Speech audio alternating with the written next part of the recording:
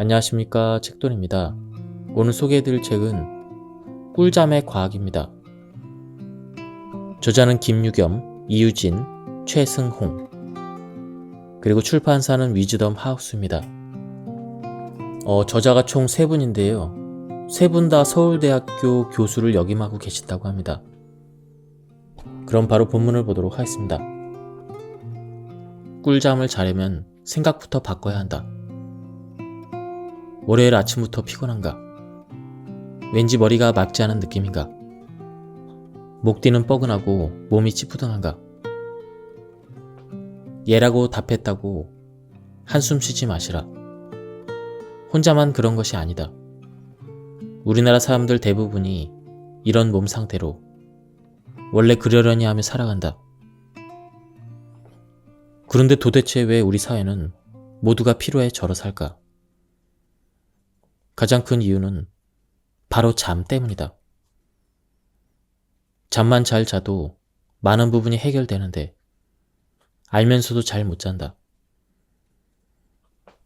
피로가 쉽게 풀리지 않고 머리가 무겁다면, 그래도 잘 자고 싶은데 방법이 마땅치 않다면 이 책을 끝까지 읽어보길 권한다. 한국인은 세계에서 가장 열심히 일하지만 열심히 자려고 하지 않는다.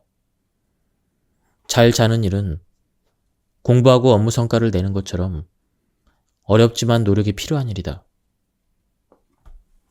미인은 잠꾸러기라는 옛말이 있다. 예뻐지려면 잘 자는 것이 중요하다는 뜻이지만 이것이 전부는 아니다. 예쁜 여자는 하는 일 없이 잠이나 잔다는 시기 어린 편견과 게으르고 할 일 없는 사람이나 잠을 충분히 잘 수 있다는 비아냥거림이 숨어 있다. 잠에 대한 우리 사회의 부정적인 인식이 그대로 담겨 있는 것이다. 잠의 중요성에 대한 지식과 정보가 널리 보급된 지금도 마찬가지다. 우리 사회는 잠을 한가하게 노는 사람이나 마음껏 즐길 수 있는 여가 생활처럼 취급하고 있다. 충분한 잠과 성실성이나 능력, 성공 같은 단어들은 어울리지 않는 것으로 여긴다. 잠에 대한 이러한 곱지 않은 시선은 아직도 잠의 중요성을 제대로 인식하지 못하기 때문이다. 이는 실제로 한국인의 수면 시간이 매우 부족하다는 통계에서도 잘 나타난다. 우리나라 사람들의 수면 시간이 유독 짧은 이유는 무엇일까? 물론 워낙 바쁘고 여유가 없는 탓이다. 하지만 적게 자는 것을 미덕으로 여기고 잠을 줄여야 성공한다는 오래된 사회적인 인식과 문화가 진짜 원인이다. 잠 좀 모자란다고 안 죽는다고 말하며 수면의 중요성을 간과하는 태도 또한 여전히 큰 원인으로 작용한다. 실패하지 않고 살아남으려면 잠을 줄여야 한다고, 해야 할 일이 많아서 시간이 부족하다면 덜 중요하고 만만한 잠부터 줄여야 한다고 여긴다. 문제는 잠은 여유가 있어서 푹 자면 좋지만 바쁘면 좀 줄여도 괜찮은 사치성 여가 활동이 아니라는 점이다. 잠은 시간이 남으면 자고, 없으면 줄여도 되는 것이 아니라 없으면 만들어서라도 반드시 잘 해야만 하는 중요한 활동이다. 건강하고 행복하게 살고 싶다면 말이다. 충분히 잘 자는 것은 생각보다 훨씬 중요하다. 건강하게 사는데 잠이 영향을 미치지 않는 부분이 없다. 잠이 부족하면 피로가 쌓이고 생활 리듬이 깨지며 면역력이 저하된다. 당연히 각종 바이러스와 전염병에 걸리기 쉬워진다. 코로나19 같은 바이러스 감염을 예방하는 데 있어서 잘 자는 것은 마스크를 쓰는 것만큼이나 중요하다. 잘못 자면 뇌 기능이 저하되기 때문에 학습 능력과 업무 효율성이 떨어진다. 잠 부족은 체중 관리에 가장 무서운 적이기도 하다. 잠이 모자라면 식욕을 억제하는 호르몬인 렙틴의 수치가 낮아져 탄수화물과 단 것이 이상하게 당기기 때문이다. 게다가 호르몬이 제멋대로 나와서 체내 지방과 당을 에너지로 바꿔 쓰는 능력이 떨어진다. 더 많이 먹고 덜 쓰니 당연히 지방이 쌓여 살이 찔 수밖에 없다. 몸만 나빠지는 것이 아니다. 수면이 부족하면 기분이 좋아지는 신경 전달 물질인 세로토닌 분비는 줄고 스트레스를 유발하는 코르티솔 분비가 늘어난다. 잠을 계속 못 자면 피로를 더 느낄 뿐 아니라 짜증이 늘고 우울증에도 걸리기 쉬워진다는 연구 결과는 이제 놀랍지도 않다. 조금 어려울 수도 있는데 집중해서 들어주세요. 수면의학의 관점에서 인간의 의식 상태는 깨어있는 각성 상태, 비렘 수면 상태, 렘 수면 상태로 구분할 수 있다. 빠른 안구 운동을 의미하는 렘의 유무에 따라 비렘 수면과 렘 수면으로 구분한다. 비렘 수면은 수면의 깊이에 따라 3단계로 구분하는데 비렘 수면 1, 2단계를 얕은 수면, 3단계를 깊은 수면, 혹은 뇌파의 특징에 따라 서파 수면이라고 한다. 비렘 수면 중에는 깨어있을 때와 비교하여 심박동수, 혈압, 호흡수 등 대부분의 생리적인 신호의 활성도가 저하된다. 예를 들어 뇌의 활동성이 떨어지는 1단계 비렘 수면부터 3단계 비렘 수면인 서파 수면으로 깊어질수록 신체가 이완되고 혈압이 떨어지고 그리고 호흡수와 심박동수가 감소하며 뇌의 혈류량도 줄어든다. 즉 비렘 수면은 휴식을 취하는 수면인 셈이다. 반면에 렘 수면 중에는 깨어있을 때와 비슷한 뇌파 양상을 보이며 빠른 안구 운동이 관찰된다. 우리는 대부분 80% 이상의 꿈을 렘 수면 단계에서 꾸기 때문에 렘 수면은 흔히 꿈꾸는 잠으로 알려져 있다. 흥미로운 현상은 렘 수면 중에는 수면 중임에도 불구하고 뇌의 활동성이 증가한다는 것이다. 체온과 혈압, 호흡, 심박동수 등 신체의 생리적인 현상들이 불규칙해지면서 변동성이 커지고 체온이 변한 상태가 된다. 자각몽은 꿈을 꾸고 있다는 사실을 스스로 자각한 채로 꿈을 꾸는 드문 현상이다. 꿈을 꾸고 있다는 사실을 인지하여 꿈의 내용을 조절할 수 있기 때문에 일부에서는 자각몽을 유도함으로써 악몽에 시달리는 환자를 치료하기도 한다. 자각몽에 대한 뇌 과학적인 연구 결과를 살펴보면 자각몽을 꾸는 동안에는 전형적인 렘수면 상태에서는 활성화되지 않는 뇌의 영역인 전두엽과 두정엽이 활성화된다. 생각을 조절하는 전두엽이 활성화된다는 것은 꿈의 내용을 통제하기 때문에 일어나는 당연한 현상인지도 모른다.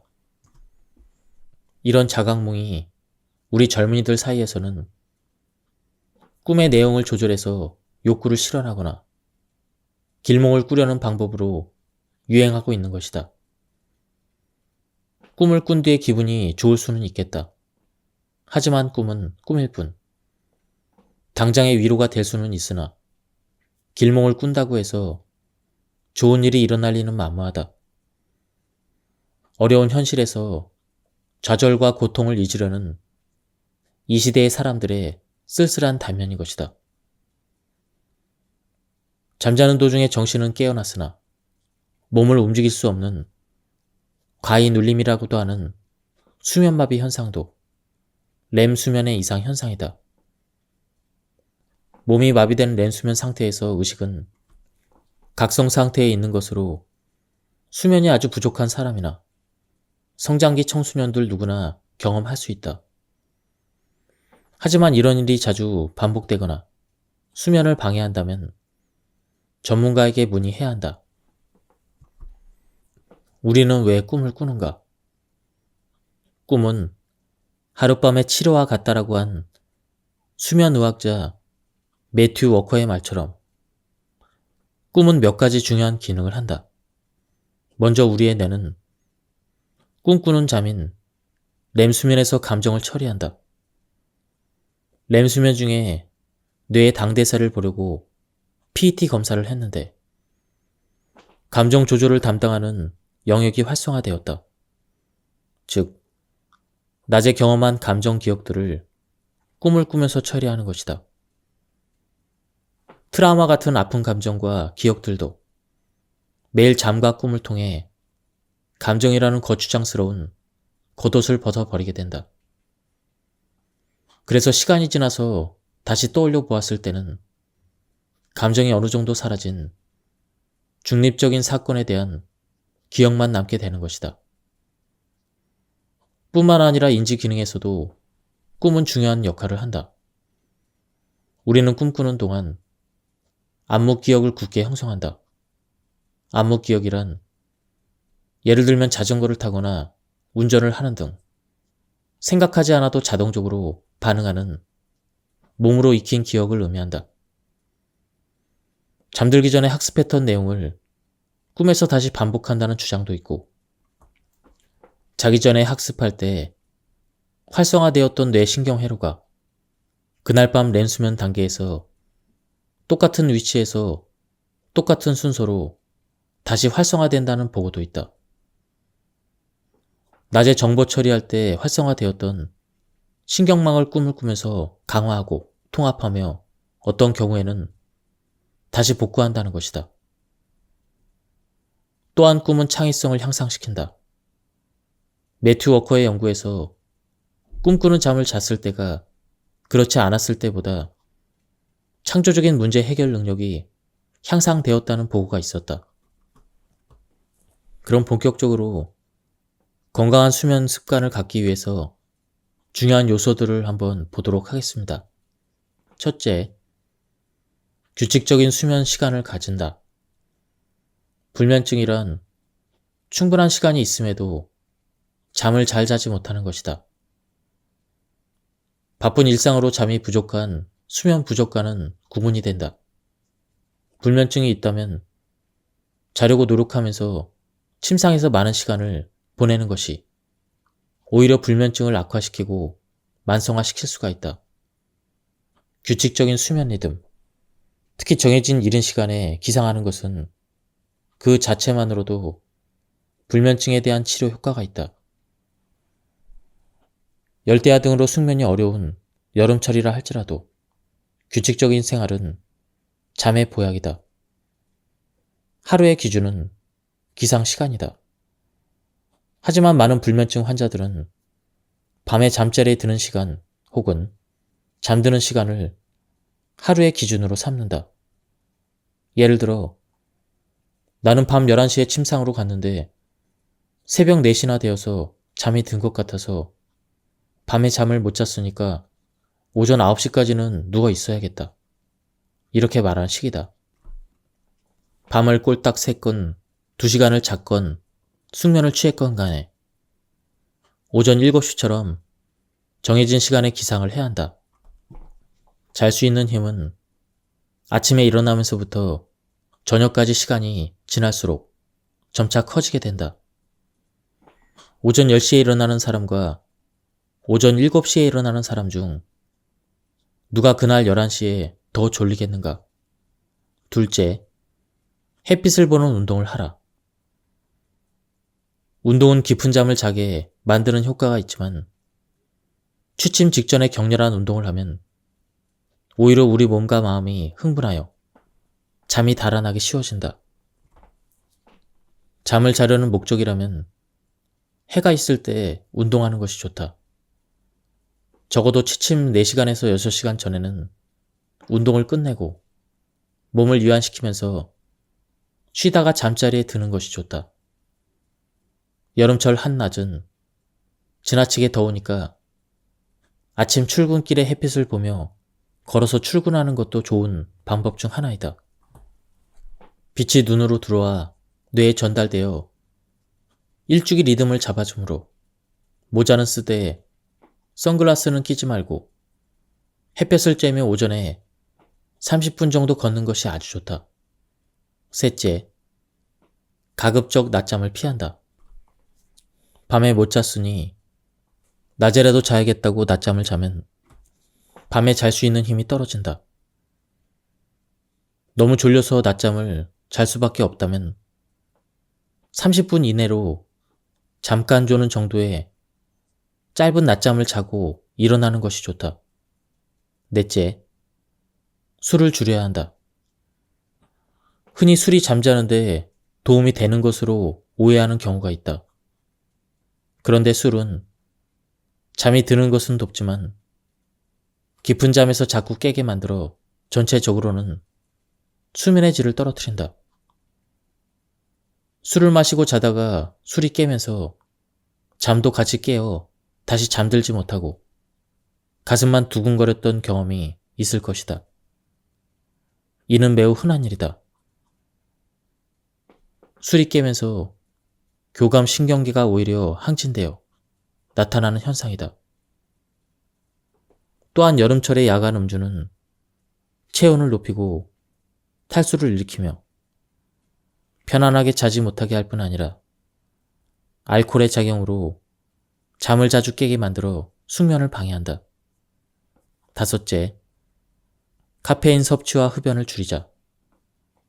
만성적인 수면 부족에 시달리는 현대인의 하루 카페인 섭취량은 점점 늘고 있다. 하루에 오전 커피 한 잔 정도면 괜찮다. 오후에 지나치게 졸리다면 점심 직후의 커피가 마지막이 되어야 한다. 카페인의 효과나 부작용 등은 사람에 따라서 다양하게 나타나는데 카페인에 민감한 사람은 그 효과가 길게는 14시간까지 갈 수가 있다. 대체로 카페인은 반감기가 4시간에서 7시간이다. 즉, 5시간 이내에 섭취한 카페인은 숙면을 방해한다. 또한 흡연자들의 경우 담배의 니코틴 성분은 잘 알려진 정신 자극제임을 명심해야 한다. 따라서 흡연 또한 수면을 방해하는 요소이다. 여섯째, 잠이 안 올 때나 자다가 중간에 깼을 때 시간을 확인하지 말아야 한다.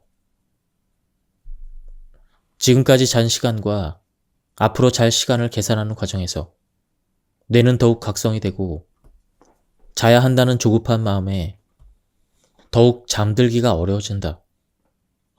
자명종이나 휴대전화로 기상시간 알람을 맞춰서 서랍이나 옷장에 넣어두고 울릴 때까지 시간을 확인하지 않는 것도 방법이다. 특히 수면장애를 앓고 있는 환자들에게 건강한 수면 습관을 지키는 것은 마치 당뇨병 환자들이 식이 조절을 하는 것과 비슷하다. 즉, 지켜야 하는 기본 중에 기본이라는 말이다. 또한 일시적인 불면 증상이 만성적인 불면증으로 진행되는 것을 예방하기 위해서도 건강한 수면 습관을 잘 지키는 것이 중요하다. 우리나라 의료 현실에서는 불면증이 있을 때 수면제를 처방받아 복용하는 것이 매우 흔한 일이다. 그러나 최근 여러 연구 결과가 발표되면서 수면제를 먹으면 치매에 걸린다는데 먹어도 되나요? 이렇게 질문하는 분들이 많아졌다. 열이 날 때 무조건 해열제만으로 해결하려 하면 안 되는 것처럼 원인에 대한 분석이나 평가 없이 특정 약물을 지속적으로 복용하는 것은 바람직하지 않다. 원인이나 의심되는 공존 질환을 찾고 수면 습관이 문제라면 습관을 교정하면서 수면제는 가급적 짧게 필요한 기간만 최소 용량을 사용하는 것이 원칙이다. 프랑스 보르도 대학교에서 시작되어 다른 여러 나라에서도 수면제를 오래 먹은 군은 정상군에 비해서 치매 위험률이 높아진다는 연구 결과를 내놓았다. 우리나라 건강보험 자료를 분석했을 때도 수면제를 복용한 경우 치매 발병 위험이 1.79배 높았고 장기간 사용할 때 그 위험성이 더 증가하는 경향을 보였다. 하지만 이런 연구들은 아직은 정확한 인과관계를 확인하기 어렵다. 수면제의 대표적인 부작용은 인지기능 저하를 일으킨다는 것이다. 특히 벤조디아제핀 계통의 경우 졸피뎀에 비해서 인지기능 저하가 더 두드러진다. 반감기가 긴 약물에서 더 높은 위험이 관찰되기 때문에 약물과의 연관성을 완전히 배제하기 어렵다. 또한 이 약물은 폐쇄성 수면 무호흡증이 있을 경우 이를 악화시켜서 저산소증으로 인한 심혈관계 질환을 일으키거나 인지저하를 일으킬 수 있으므로 주의가 필요하다. 졸피뎀은 벤조디아제핀에 비해 인지기능에 대한 부작용이 적지만 정도의 차이일 뿐 인지기능에 악영향을 미친다는 것이 지속적으로 보고되고 있다.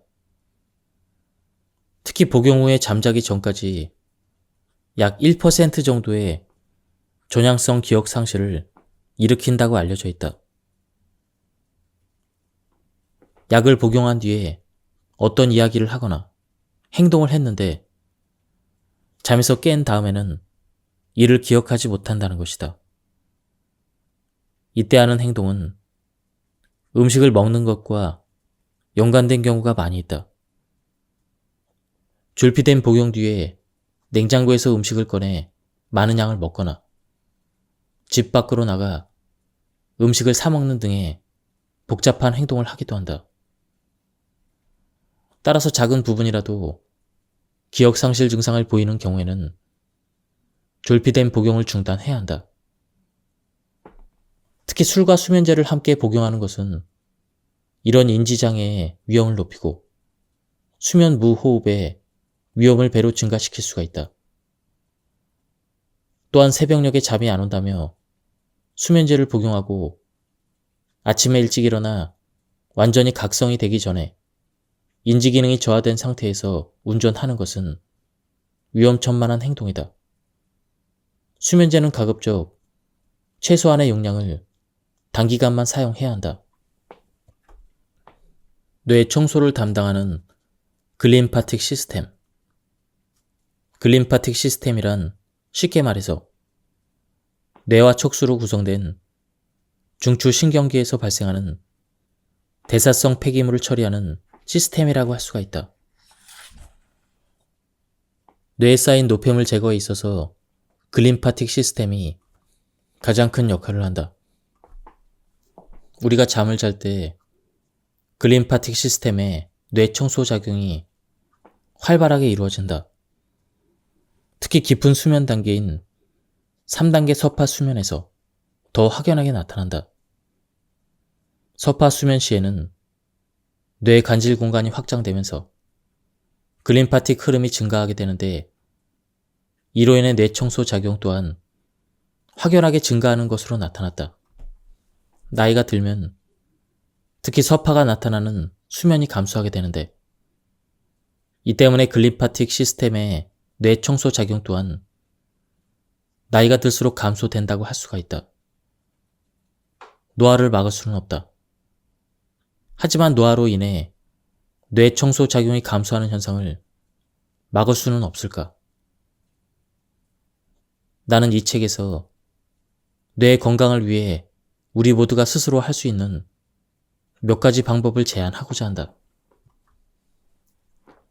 글림파틱 시스템을 활성화하는 방법 10가지. 충분한 수면은 서파 수면 감소를 보완할 수가 있다. 나이가 들수록 충분한 수면을 유지하려고 노력하는 것이 우리의 뇌 건강을 지키는 가장 좋은 방법이다. 충분한 수면이 치매를 예방할 수가 있다. 과음을 피해야 한다. 음주는 수면의 질을 떨어뜨리는데 특히 서파 수면 시간을 감소시킨다. 과음은 글림파틱 시스템의 뇌 청소 작용을 방해하여 잠을 통한 뇌 회복을 더디게 한다. 깨어있는 동안에 꾸준한 두뇌 활동을 해야 한다. 특히 새로운 지식의 습득이나 독서는 우리 뇌 신경계의 연결성을 강화한다. 뇌 신경세포도 우리 몸의 다른 세포들과 마찬가지로 쓰지 않으면 그 기능을 상실하고 퇴화한다. 그러므로 뇌 신경세포를 꾸준히 훈련해야 한다. 좋은 사람들과 함께하는 취미 활동을 지속해야 한다. 인간은 사회적인 동물이며 건전한 대인 관계에서 활력을 찾는다. 건전한 취미 활동은 스트레스를 줄이고 도파민과 같은 행복 호르몬을 증가시켜 뇌 건강을 지키는 데 도움이 된다. 여행을 떠나보자.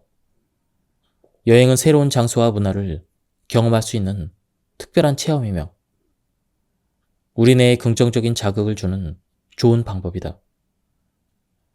여행을 준비하고 경험하면서 우리의 뇌는 자연스럽게 행복을 느낄 수가 있다. 여행지에서 나만의 특별한 추억을 만들고 기억하는 것도 좋은 방법이다. 새로운 도전을 두려워하지 말아야 한다. 업무에서나 일상적인 삶에서 틀에 박힌 방식은 우리를 게으르게 만들고 뇌를 더 지치게 한다. 새로운 도전은 우리의 삶과 뇌의 활력소가 될 수가 있다. 균형 잡힌 식습관을 유지해야 한다. 고탄수화물 혹은 고지방 식이는 심혈관계에 치명적이다. 앞에서 이야기한 것처럼 건강한 심혈관계를 유지하는 것은 우리 뇌를 지키는 중요한 요소이다. 간헐적인 게으름이 필요하다. 너무 긴장된 일상을 사는 것은 뇌를 지치게 한다. 우리 뇌가 쉴 수 있도록 늦잠을 자는 날도 필요하다. 침대에서는 휴대전화를 멀리하자. 특히 잠들기 전에는 더욱 그러하다. 밝은 빛을 통해 전달되는 과도한 정보와 동영상들은 우리 뇌를 지치게 하고 잠잘 준비를 하는 뇌를 깨워 각성 상태로 만든다. 숙면을 위해서는 휴대전화 대신 독서가 도움이 된다. 가장 권장하는 것은 운동이다. 지속적인 운동은 심혈관계 질환을 예방하여 이로 인한 글림파틱 시스템의 저하를 막을 수가 있다. 또한 건강한 수면 유도에 이보다 더 좋은 방법은 없다. 후각상실은 코로나19 환자에게 나타나는 가장 흔한 증상 중 하나이다. 이러한 손상은 일시적일 수도 있지만 영구적으로 남을 수도 있다. 게다가 후각신경 주변의 비강 림프관에도 손상을 주기 때문에 클림파틱 시스템의 저하를 유발할 수가 있다.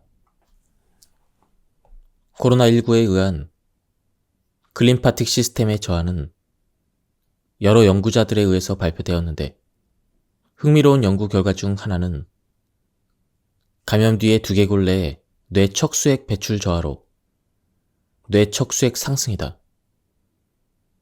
이렇게 볼 때 코로나19는 단순한 호흡기 질환이 아니라고 할 수가 있다. 뇌 신경계에 직접적인 손상을 주는 무서운 바이러스이며 심지어 글림파틱 시스템에 문제를 일으키고 다양한 감염 후유증을 유발할 수가 있다. 수면제보다 더 잠이 잘 오는 비결, 운동. 셀 수 없이 많은 불면증 치료 해법 중 적당한 운동이 빠진 적은 없다.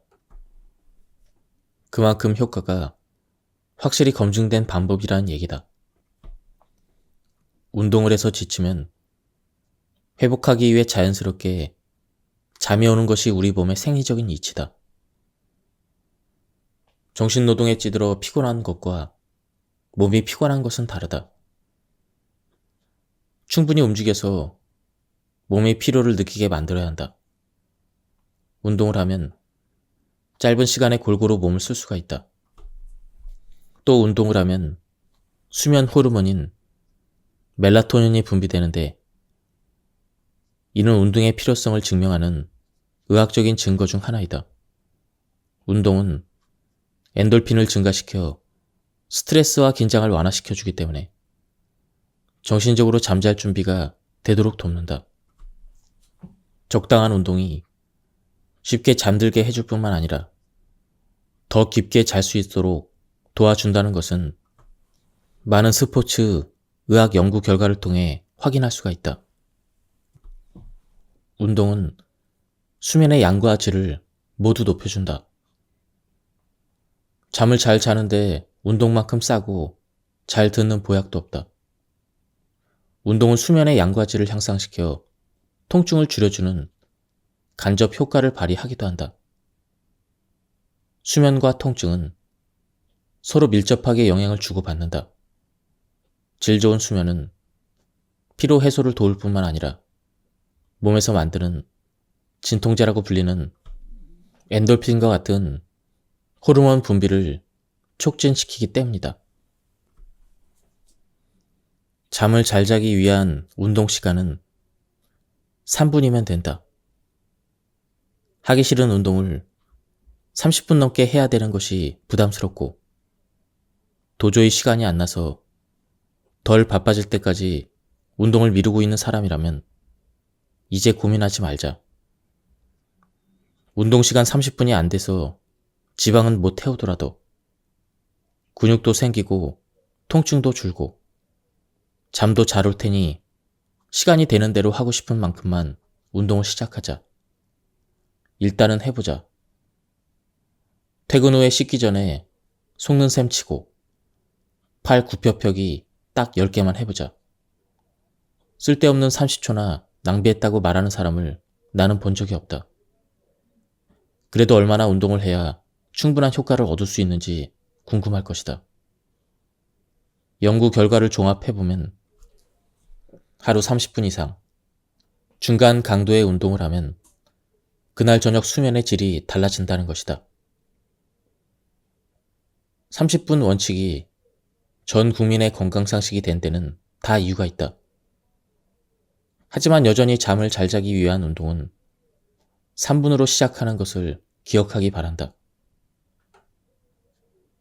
30분 이상 해야 과학적으로 검증 가능한 효과가 나타난다는 것이다. 그러나 그보다 짧게 한다고 해서 효과가 전혀 없다는 뜻은 아니다. 무엇보다 시작이 어렵다. 하루 3분만 하겠다고 생각하고 부담 없이 아무 운동이나 시작해보자. 한번 시작하고 나면 일부러 30분을 목표로 할 필요가 없다는 걸 느끼게 될 것이다. 3분이나 30분이나 운동하기에 짧은 시간이다. 30분 안에 운동을 마치는 게 오히려 쉽지 않은 날이 올 것이다. 그러니 잘 자기 위해서 반드시 해야 될 운동 시간은 단 3분이다.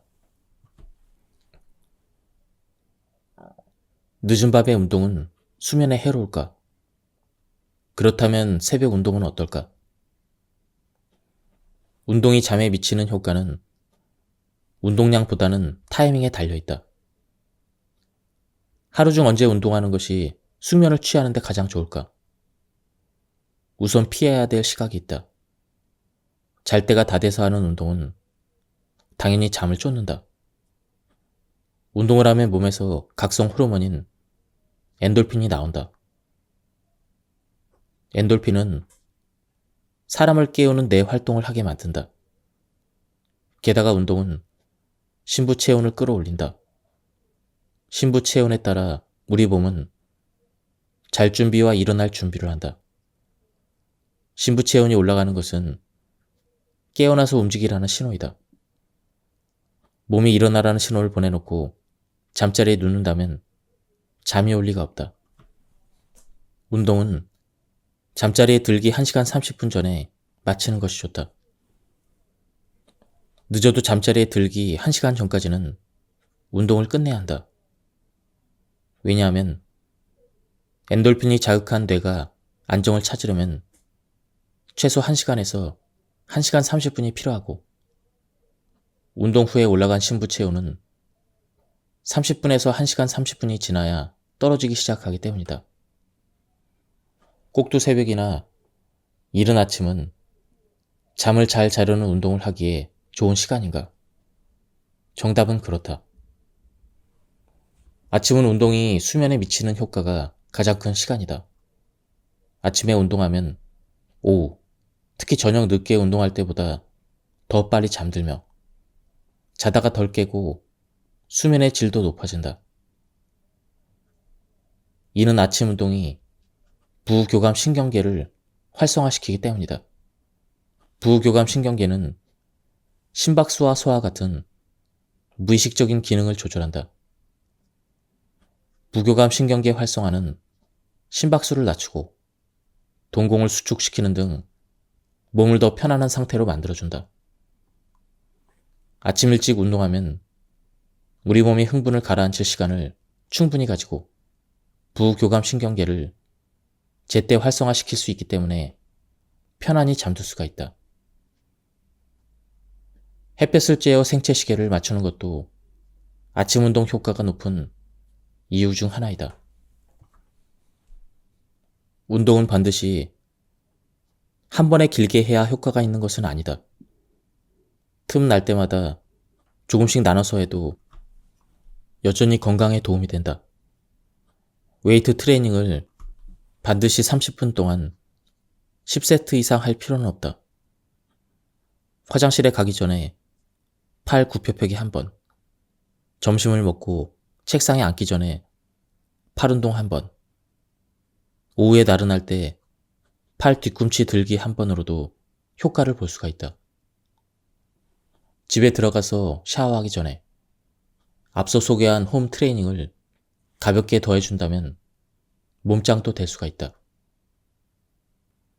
다소 정신사납게 느껴지기도 한다. 남들의 시선도 신경 쓸 것이다. 하지만 처음이 어려운 법, 한번 해보면 중독성 있는 틈틈이 운동법을 소개한다. 기상 스트레칭, 출근할 때 파워워킹, 지하철이나 버스 기다릴 때 발 뒤꿈치 들기, 회사 계단 오르기, 점심 식당 오갈 때 파워워킹, 화장실 가기 전후에 팔 굽혀 펴기, 오후에 나른할 때 아령 운동, 퇴근할 때 한두 정거장 미리 내려서 파워워킹, 아파트 엘리베이터 대신 계단 오르기, 샤워 전에 윗몸 일으키기. 또한 요가도 좋은 운동이다. 특히 요가는 스트레스로 잠 못 이루는 사람들에게 가장 좋은 운동으로 꼽힌다. 요가는 유연성과 근력 향상 등 신체 건강만이 아니라 마음의 휴식을 통해 정신 건강과 행복을 추구하는 운동이다. 요가를 하면 숙면뿐만 아니라 다양한 건강 혜택을 누릴 수가 있다. 지금까지 이 책에 대한 리뷰를 모두 마쳤습니다. 이 책은 저자분이 3명이었는데요. 수면 전문가, 그리고 뇌과학 전문가, 그리고 운동치료 전문가라고 합니다. 그래서 그런지 이 책은 이 3가지 분야에 대해서 굉장히 자세하고 쉽게 이해할 수 있게, 그리고 가독성이 굉장히 좋은 책이었습니다. 한번 책을 구해서 읽어보실 것을 추천드립니다. 여기서 리뷰를 마치도록 하겠습니다. 감사합니다.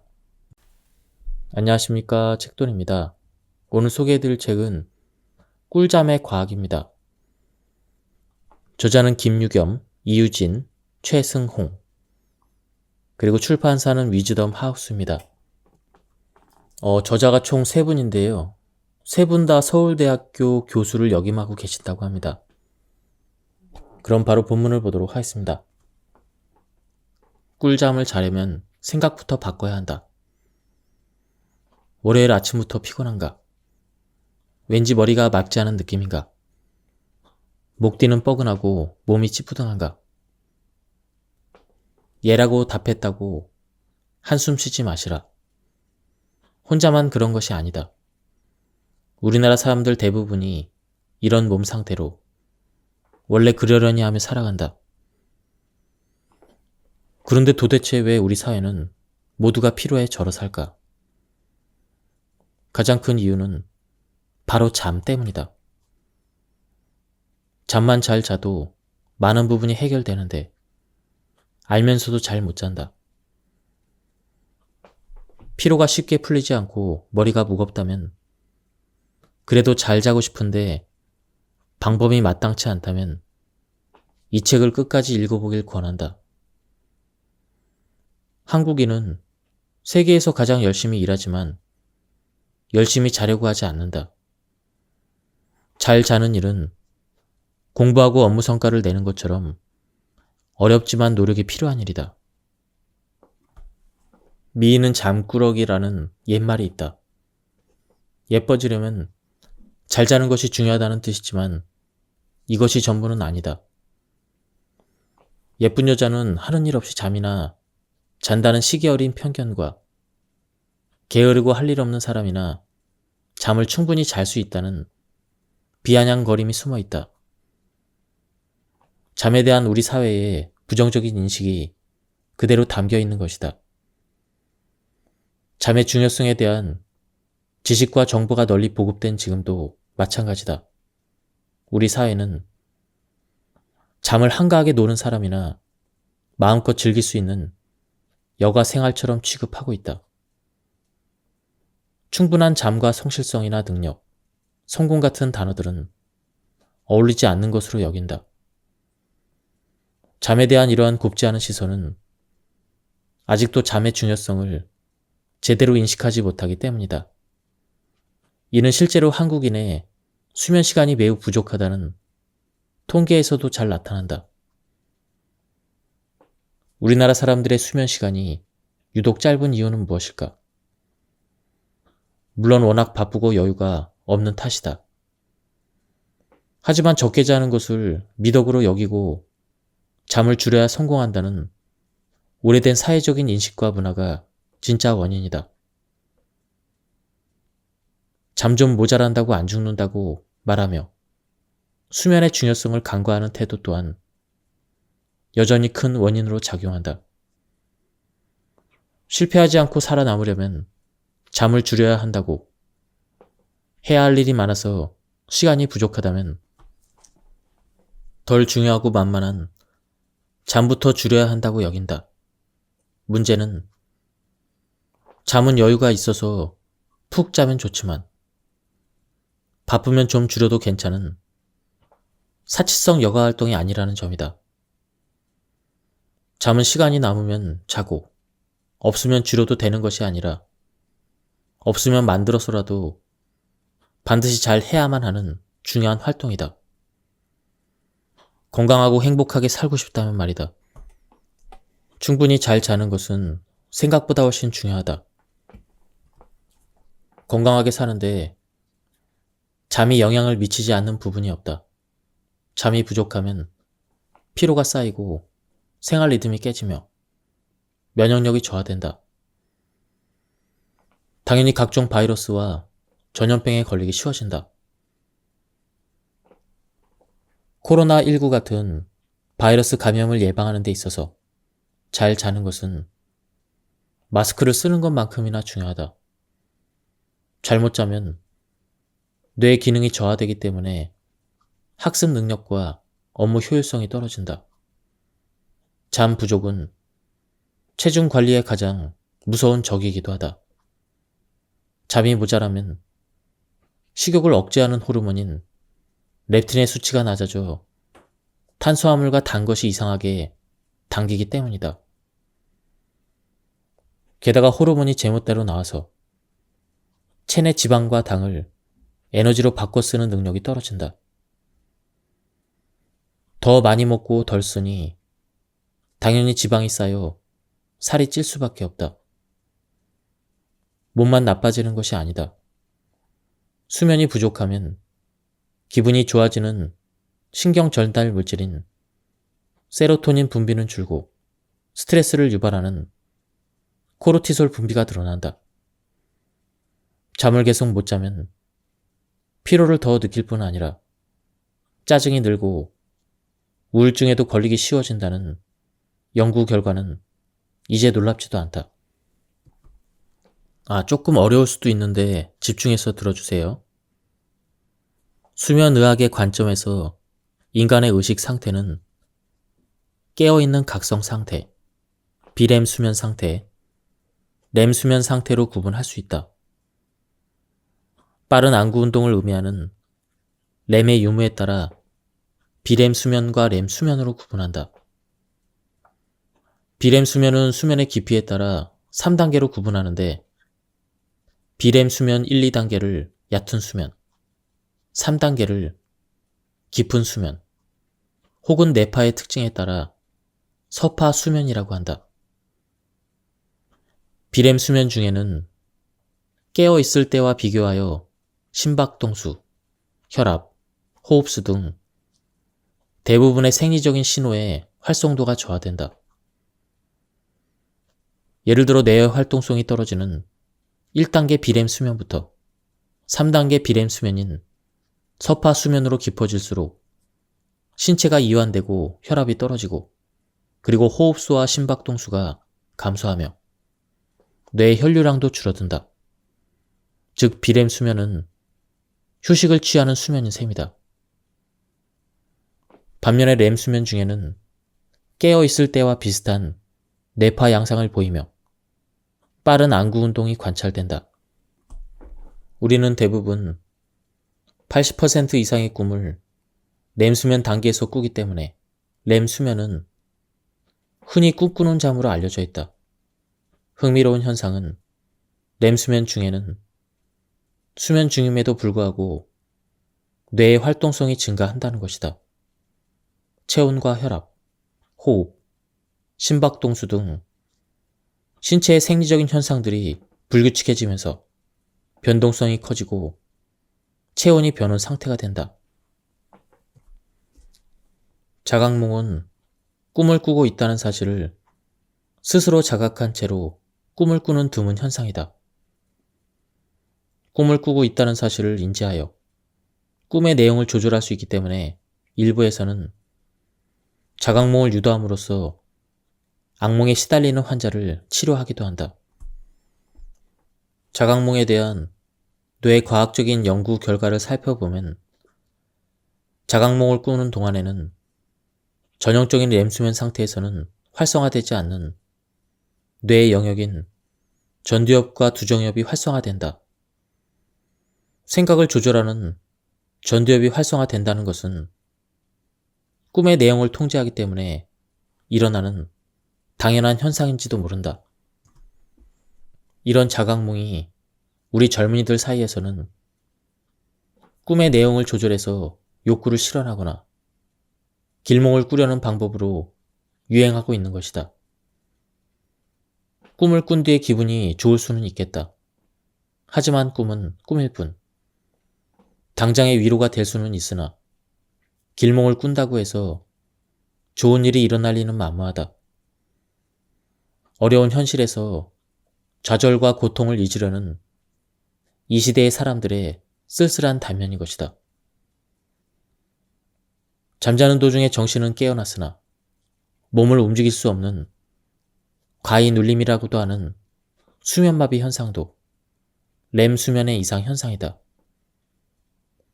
몸이 마비된 렘 수면 상태에서 의식은 각성 상태에 있는 것으로 수면이 아주 부족한 사람이나 성장기 청소년들 누구나 경험할 수 있다. 하지만 이런 일이 자주 반복되거나 수면을 방해한다면 전문가에게 문의해야 한다. 우리는 왜 꿈을 꾸는가? 꿈은 하룻밤의 치료와 같다라고 한 수면의학자 매튜 워커의 말처럼 꿈은 몇 가지 중요한 기능을 한다. 먼저 우리의 뇌는 꿈꾸는 잠인 렘 수면에서 감정을 처리한다. 렘 수면 중에 뇌의 당대사를 보려고 PET 검사를 했는데 감정 조절을 담당하는 영역이 활성화되었다.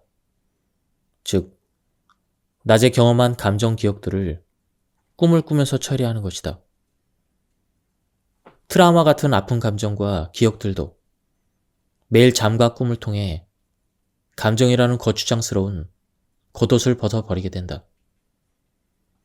그래서 시간이 지나서 다시 떠올려 보았을 때는 감정이 어느 정도 사라진 중립적인 사건에 대한 기억만 남게 되는 것이다.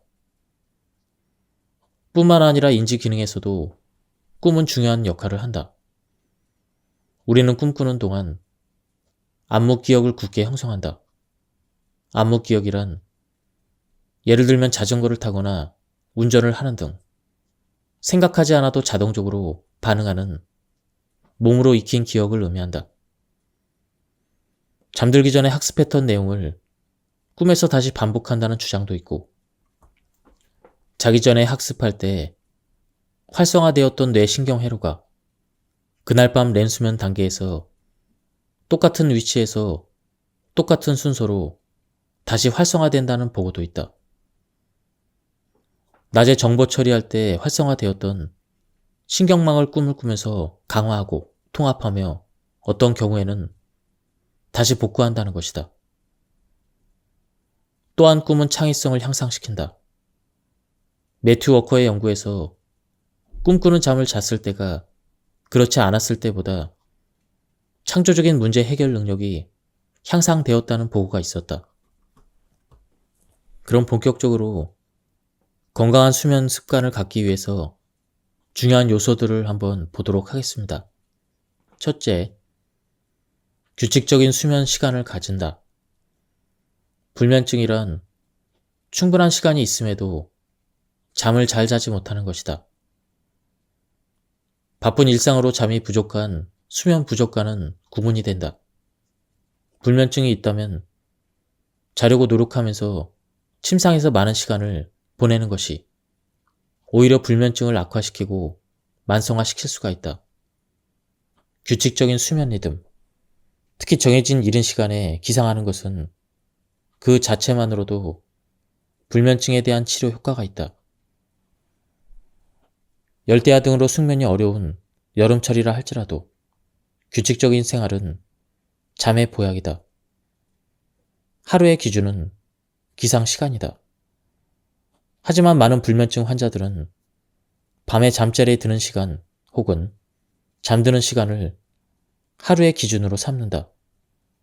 예를 들어 나는 밤 11시에 침상으로 갔는데 새벽 4시나 되어서 잠이 든 것 같아서 밤에 잠을 못 잤으니까 오전 9시까지는 누워 있어야겠다. 이렇게 말하는 식이다.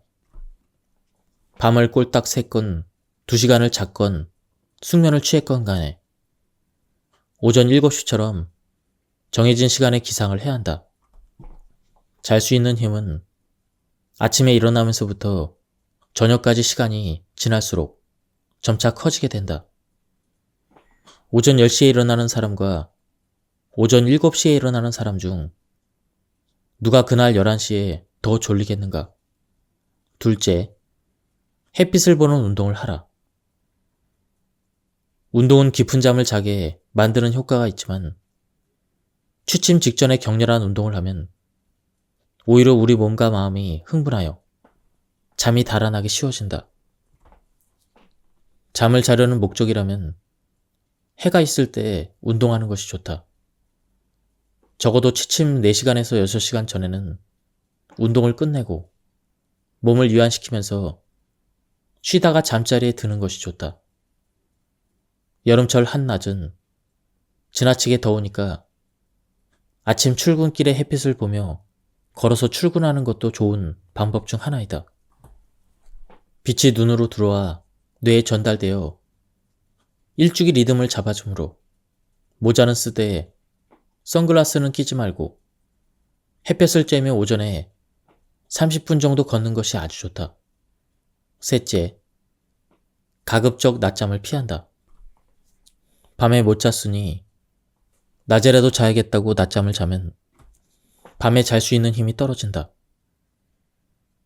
너무 졸려서 낮잠을 잘 수밖에 없다면 30분 이내로 잠깐 조는 정도의 짧은 낮잠을 자고 일어나는 것이 좋다. 넷째, 술을 줄여야 한다.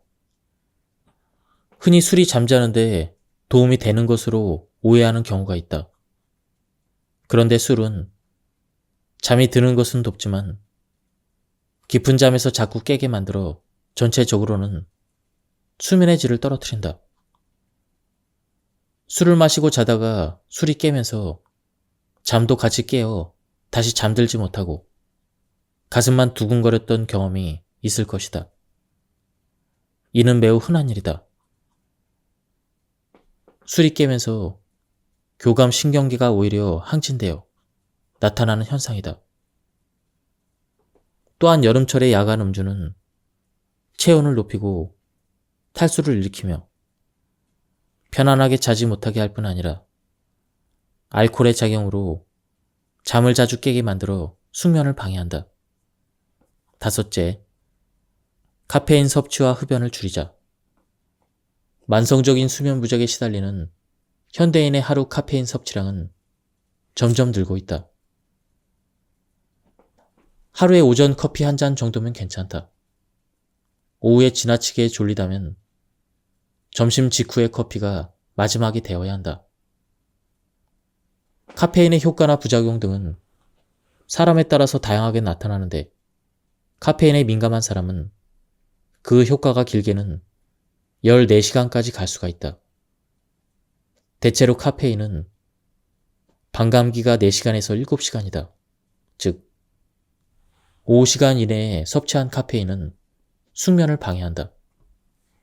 또한 흡연자들의 경우 담배의 니코틴 성분은 잘 알려진 정신 자극제임을 명심해야 한다.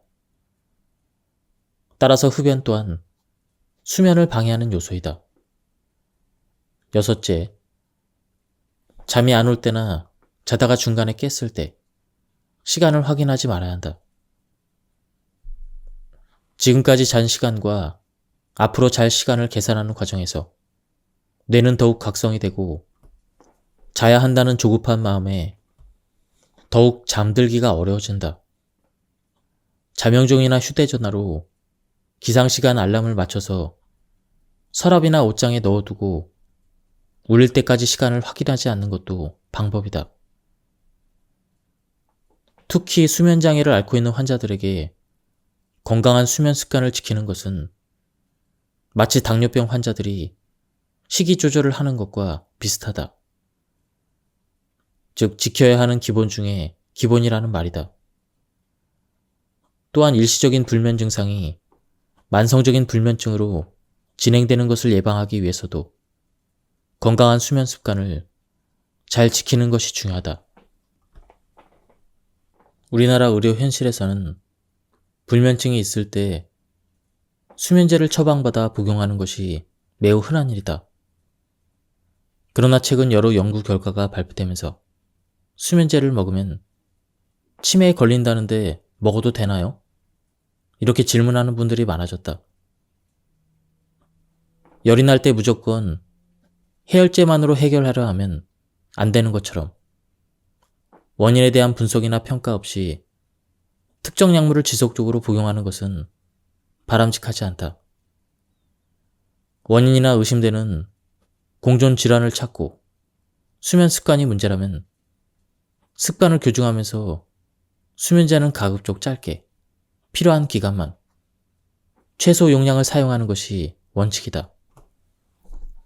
프랑스 보르도 대학교에서 시작되어 다른 여러 나라에서도 수면제를 오래 먹은 군은 정상군에 비해서 치매 위험률이 높아진다는 연구 결과를 내놓았다. 우리나라 건강보험 자료를 분석했을 때도 수면제를 복용한 경우 치매 발병 위험이 1.79배 높았고 장기간 사용할 때 그 위험성이 더 증가하는 경향을 보였다. 하지만 이런 연구들은 아직은 정확한 인과관계를 확인하기 어렵다. 수면제의 대표적인 부작용은 인지기능 저하를 일으킨다는 것이다. 특히 벤조디아제핀 계통의 경우 졸피뎀에 비해서 인지기능 저하가 더 두드러진다. 반감기가 긴 약물에서 더 높은 위험이 관찰되기 때문에 약물과의 연관성을 완전히 배제하기 어렵다. 또한 이 약물은 폐쇄성 수면 무호흡증이 있을 경우 이를 악화시켜서 저산소증으로 인한 심혈관계 질환을 일으키거나 인지저하를 일으킬 수 있으므로 주의가 필요하다. 졸피뎀은 벤조디아제핀에 비해 인지기능에 대한 부작용이 적지만 정도의 차이일 뿐 인지기능에 악영향을 미친다는 것이 지속적으로 보고되고 있다.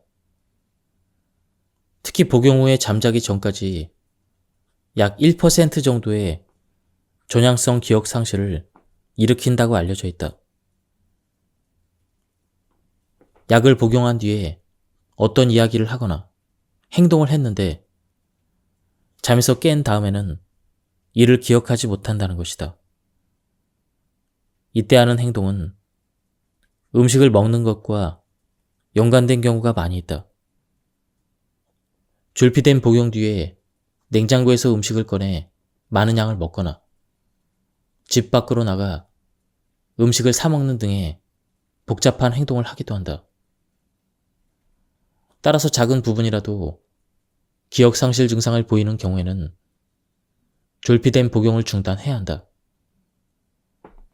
특히 술과 수면제를 함께 복용하는 것은 이런 인지장애의 위험을 높이고 수면 무호흡의 위험을 배로 증가시킬 수가 있다.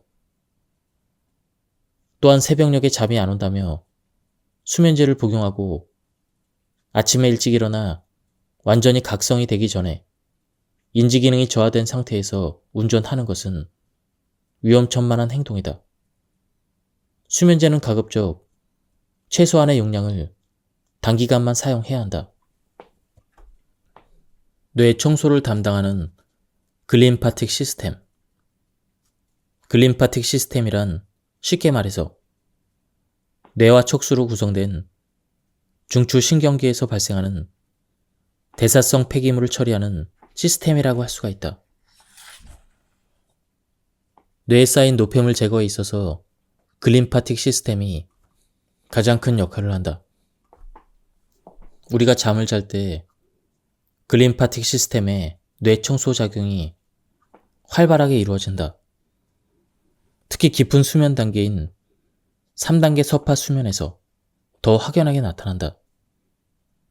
서파 수면 시에는 뇌 간질 공간이 확장되면서 글림파틱 흐름이 증가하게 되는데 이로 인해 뇌 청소 작용 또한 확연하게 증가하는 것으로 나타났다.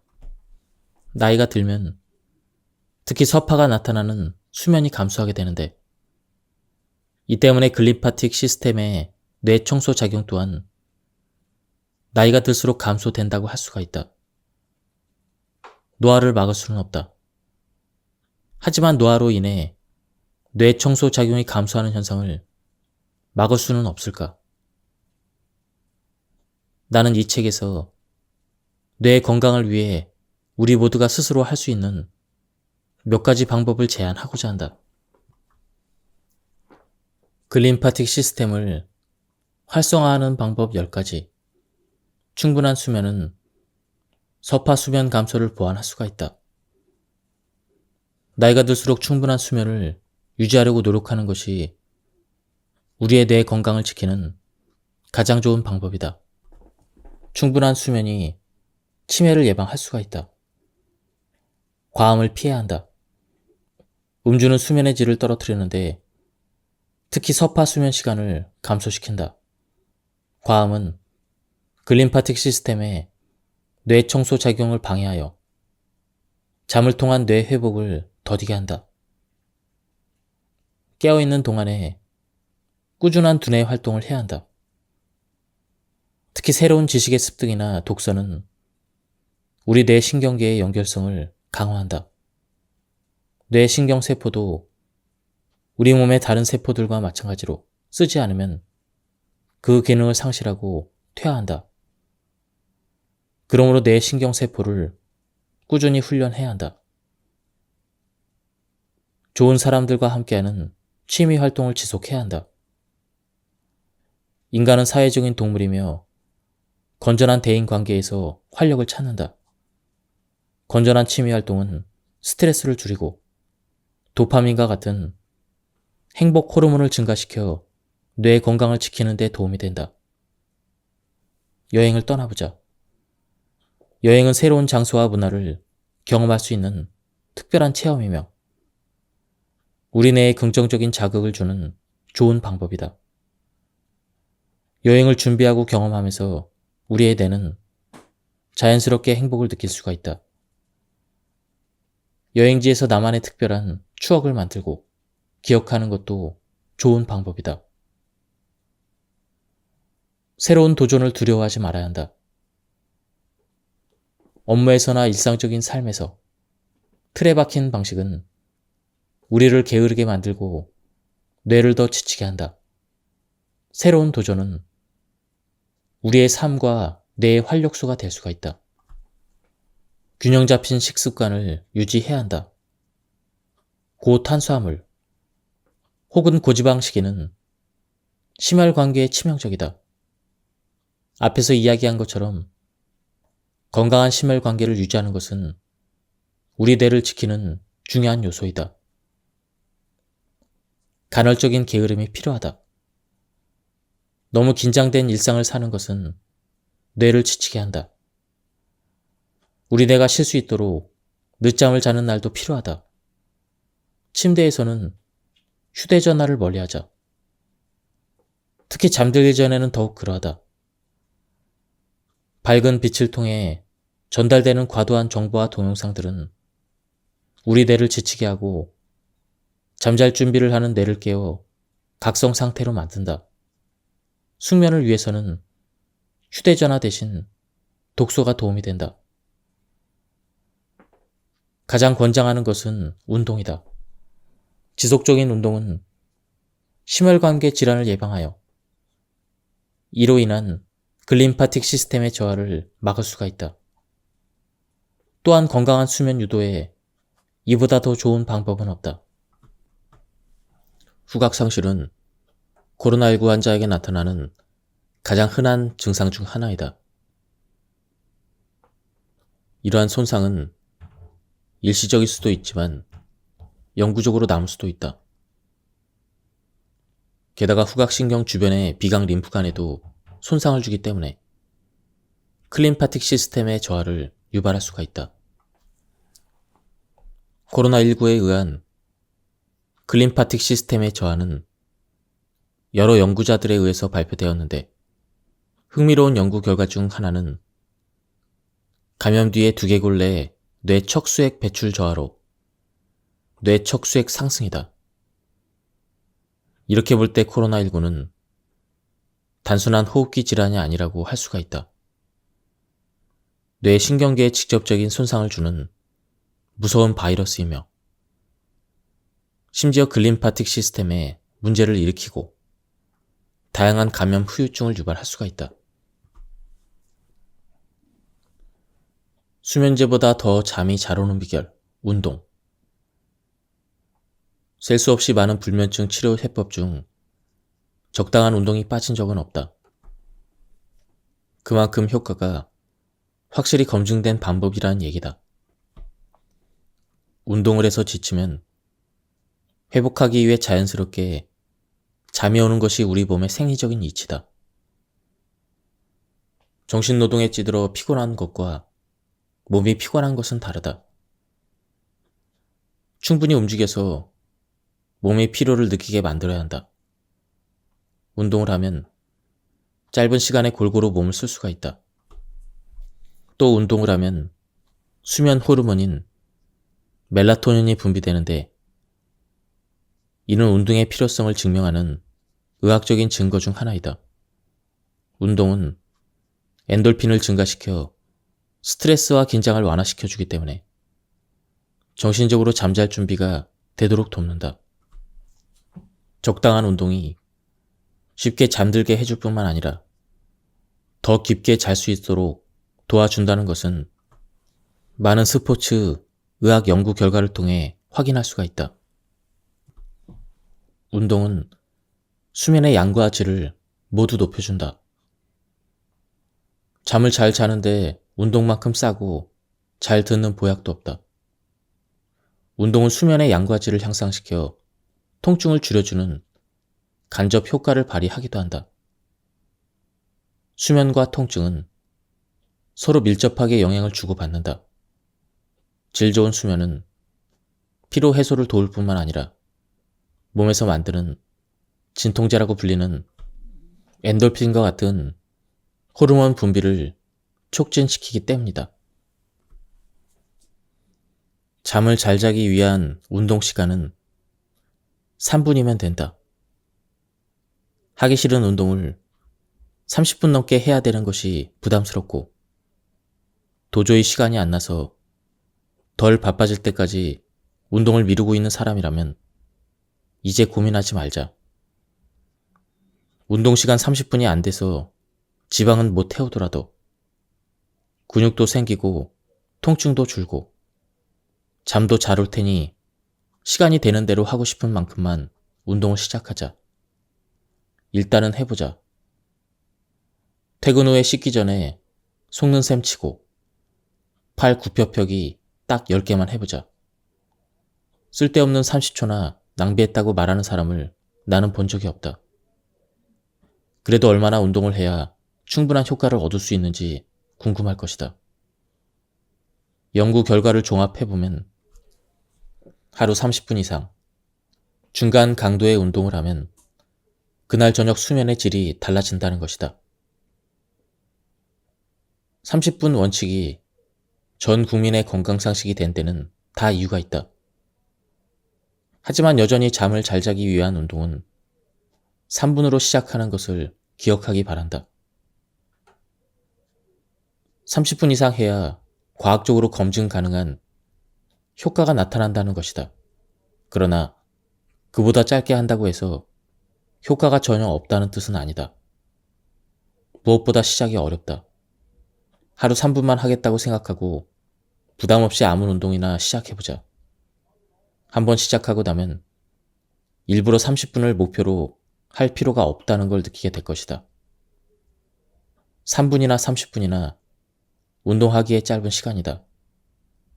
30분 안에 운동을 마치는 게 오히려 쉽지 않은 날이 올 것이다. 그러니 잘 자기 위해서 반드시 해야 될 운동 시간은 단 3분이다. 늦은 밤의 운동은 수면에 해로울까? 그렇다면 새벽 운동은 어떨까? 운동이 잠에 미치는 효과는 운동량보다는 타이밍에 달려있다. 하루 중 언제 운동하는 것이 숙면을 취하는 데 가장 좋을까? 우선 피해야 될 시각이 있다. 잘 때가 다 돼서 하는 운동은 당연히 잠을 쫓는다. 운동을 하면 몸에서 각성 호르몬인 엔돌핀이 나온다. 엔돌핀은 사람을 깨우는 뇌 활동을 하게 만든다. 게다가 운동은 심부체온을 끌어올린다. 심부체온에 따라 우리 몸은 잘 준비와 일어날 준비를 한다. 심부체온이 올라가는 것은 깨어나서 움직이라는 신호이다. 몸이 일어나라는 신호를 보내놓고 잠자리에 눕는다면 잠이 올 리가 없다. 운동은 잠자리에 들기 1시간 30분 전에 마치는 것이 좋다. 늦어도 잠자리에 들기 1시간 전까지는 운동을 끝내야 한다. 왜냐하면 엔돌핀이 자극한 뇌가 안정을 찾으려면 최소 1시간에서 1시간 30분이 필요하고 운동 후에 올라간 심부체온은 30분에서 1시간 30분이 지나야 떨어지기 시작하기 때문이다. 꼭두 새벽이나 이른 아침은 잠을 잘 자려는 운동을 하기에 좋은 시간인가? 정답은 그렇다. 아침은 운동이 수면에 미치는 효과가 가장 큰 시간이다. 아침에 운동하면 오후, 특히 저녁 늦게 운동할 때보다 더 빨리 잠들며 자다가 덜 깨고 수면의 질도 높아진다. 이는 아침 운동이 부교감 신경계를 활성화시키기 때문이다. 부교감 신경계는 심박수와 소화 같은 무의식적인 기능을 조절한다. 부교감 신경계 활성화는 심박수를 낮추고 동공을 수축시키는 등 몸을 더 편안한 상태로 만들어준다.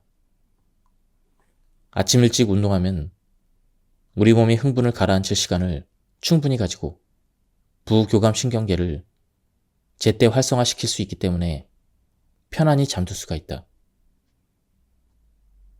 햇볕을 쬐어 생체 시계를 맞추는 것도 아침 운동 효과가 높은 이유 중 하나이다. 운동은 반드시 한 번에 길게 해야 효과가 있는 것은 아니다. 틈 날 때마다 조금씩 나눠서 해도 여전히 건강에 도움이 된다. 웨이트 트레이닝을 반드시 30분 동안 10세트 이상 할 필요는 없다. 화장실에 가기 전에 팔 굽혀펴기 한 번, 점심을 먹고 책상에 앉기 전에 팔 운동 한 번, 오후에 나른할 때 팔 뒤꿈치 들기 한 번으로도 효과를 볼 수가 있다. 집에 들어가서 샤워하기 전에 앞서 소개한 홈 트레이닝을 가볍게 더해준다면 몸짱도 될 수가 있다. 다소 정신사납게 느껴지기도 한다. 남들의 시선도 신경 쓸 것이다. 하지만 처음이 어려운 법. 한번 해보면 중독성 있는 틈틈이 운동법을 소개한다. 기상 스트레칭, 출근할 때 파워워킹, 지하철이나 버스 기다릴 때 발 뒤꿈치 들기, 회사 계단 오르기, 점심 식당 오갈 때 파워워킹, 화장실 가기 전후에 팔 굽혀 펴기, 오후에 나른할 때 아령 운동, 퇴근할 때 한두 정거장 미리 내려서 파워워킹, 아파트 엘리베이터 대신 계단 오르기, 샤워 전에 윗몸 일으키기. 또한 요가도 좋은 운동이다. 특히 요가는 스트레스로 잠 못 이루는 사람들에게 가장 좋은 운동으로 꼽힌다. 요가는 유연성과 근력 향상 등 신체 건강만이 아니라 마음의 휴식을 통해 정신 건강과 행복을 추구하는 운동이다.